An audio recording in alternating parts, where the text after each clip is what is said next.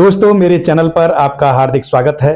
आज मैं आपसे एक ऐसी शख्सियत के बारे में बात करूंगा जिसने अपनी भारी भरकम आवाज और बुलंद अभिनय से हिंदी सिनेमा को एक नई गरिमा दी, जो आज भी एक मिसाल मानी जाती है। चाहे वो डायरेक्शन हो, चाहे एक्टिंग हो, इस शख्सियत ने हर क्षेत्र में अपनी प्रतिभा का लोहा मनवाया। जी हां, मैं बात कर रहा हूं सोहराब मोदी साहब के बारे में। सोहराब मोदी को हिंदी सिनेमा का बब्बर शेर भी कहा जाता है। सोहराब मोदी का जन्म 2 नवंबर 1897 को हुआ था।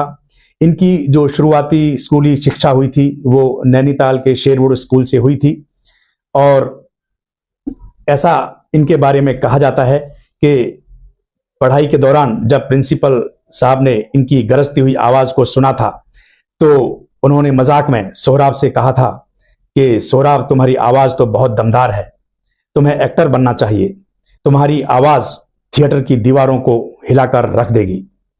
तो सोहराब मोदी साहब के दिल में प्रिंसिपल साहब की ये बात घर कर गई, और जो प्रिंसिपल साहब ने कहा था वो सच हुआ। सोहराब मोदी साहब की जो आवाज थी वो लाखों दिलों तक पहुंची, और सोहराब मोदी साहब ने अपनी दमदार आवाज और अभिनय से लाखों लोगों को प्रभावित किया। दोस्तों, सोहराब मोदी साहब का जो बचपन था वो रामपुर में बीता था। दरअसल सोहराब मोदी साहब के जो वालिद थे, जो इनके पिता थे, वो रामपुर के नवाब के यहाँ मुलाजिम थे, ऊंचे ओहदे पर थे। और जो रामपुर के नवाब थे उनकी एक बहुत बड़ी लाइब्रेरी थी जहां पर बहुत सी किताबें थी। तो सोहराब मोदी साहब को बचपन से ही किताबें पढ़ने का शौक लग गया था, और यहीं पर सोहराब मोदी साहब ने फर्राटेदार उर्दू सीखी। जो वहां के लोग थे वो वाकई अचरज करते थे, ताज्जुब करते थे कि एक पारसी इतनी अच्छी उर्दू कैसे बोल लेता है। लेकिन सोहराब मोदी साहब ने ये कर दिखाया था। सोहराब मोदी साहब ने शुरुआत में अपने भाई रुस्तम के साथ मिलकर थिएटर में काम करना शुरू किया।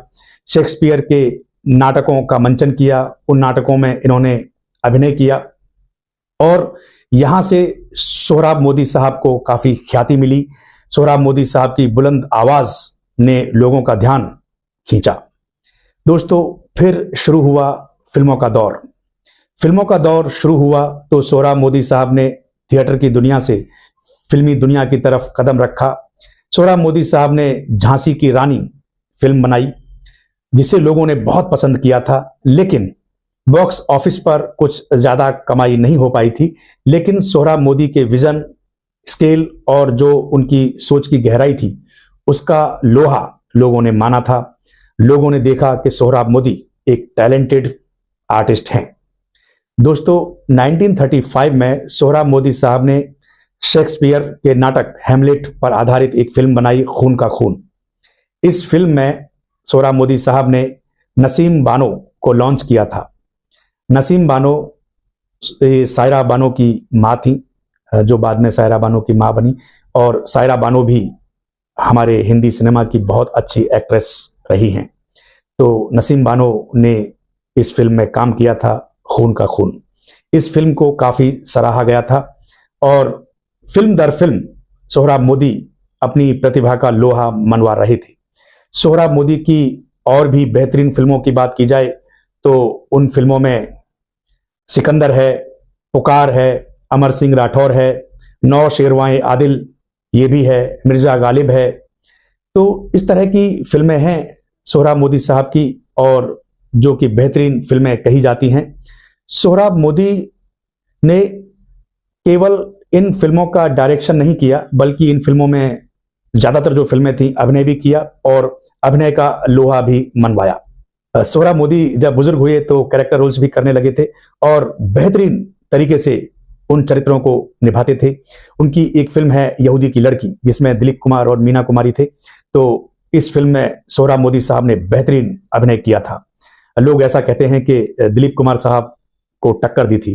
टक्कर देने वाली बात तो नहीं है, क्योंकि सोहराब मोदी दिलीप साहब से काफी सीनियर थे, और दिलीप साहब सोहराब मोदी जी की काफी इज्जत करते थे। तो सोहराब मोदी को अपने से बड़ा एक्टर मानते थे, इसमें कोई दो राय नहीं है।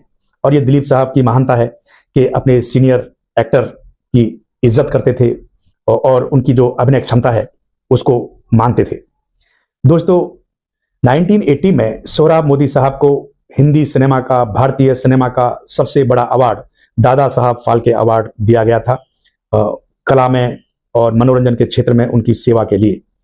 28 जनवरी 1984 को सोहराब मोदी साहब का निधन हो गया। लेकिन सोहराब मोदी साहब की जो बुलंद आवाज है, जो दमदार अभिनय है, वो हमारे दिलों में आज भी जिंदा है।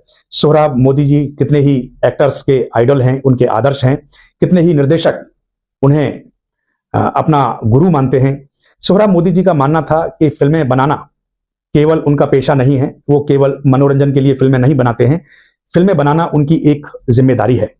और इसीलिए उनकी फिल्मों में आप देखिए गरिमा भी मिलेगी, संस्कार भी मिलेंगे। इसीलिए उनकी फिल्मों को आज भी दर्शक पसंद करते हैं। और जब तक ये हिंदी सिनेमा रहेगा, सोहराब मोदी साहब की आवाज गूंजती रहेगी, वो दमदार आवाज हमें सुनाई देती रहेगी। सोहराब मोदी साहब को हिंदी सिनेमा का बब्बर शेर यूं ही नहीं कहा जाता। दोस्तों, आज के लिए बस इतना ही। स्टे सेफ, टेक केयर, जय हिंद, वंदे मातरम।